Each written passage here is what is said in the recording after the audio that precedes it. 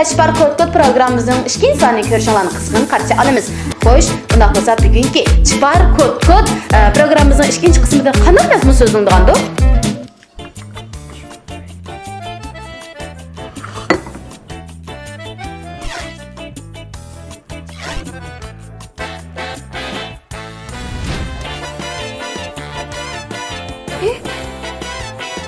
Kaçtım.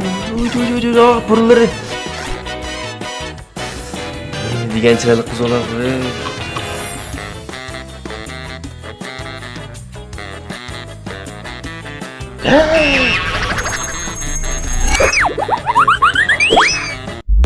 Yuqorida ko'rgandek, nurg'un o'g'illar chiroyli qizolni yaxshi ko'rdi albatta. Unoq bo'lsa, savol, sizningcha chiroyli qizolni keltirish osonmi yoki satrak qizolni keltirish osonmi? Chiroyli qizdan keltirish oson. Chiroyli qizlarni, Satrak qiz olma. sadrak qizlarni. Qiz bola. Chiroyli qizlarni keltirish osonmiki deyman. Satrak qiz olma. Chiroyli qizlarnichmi? Hamma chiroyli qizlar bo'lsa, anda seriq bo'lsa, men esimda, anki men konxonaik bo'lsa. 我这样人需要追别人吗？一般都是别人追我呀。 Men keltiraverman qo'shiq.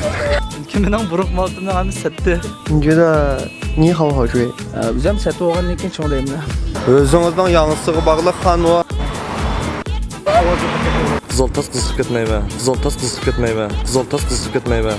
Bunday deganda hamda satning, g'oligan, chiroylikning dadi deb ekanmizmi? Ben o'ylaganda ham sadrak qizlar ham chiqimsal askida deb o'ylayman. Men bu bir xil rey desam. Mana biz yuqorida nurg'un o'g'illarning bu savollariga bergan javoblarini angladik. Mencha mayli chiroyli qizlarni keltirish oson bo'lsin yoki satrak qizlarni keltirish oson bo'lsin, hozirning o'zi sizlarga deb qo'ydig'im, dunyoda qizlarning sati yo'q. Faqat o'rin qizlar bor. Xo'sh, ana bo'lsa, atriki 4-21-kuni qo'yildigan Chipar qizlar to'rkomli filmimizning 5-qismini vaqtida ko'rishni unutmanglar. Xayr xo'sh.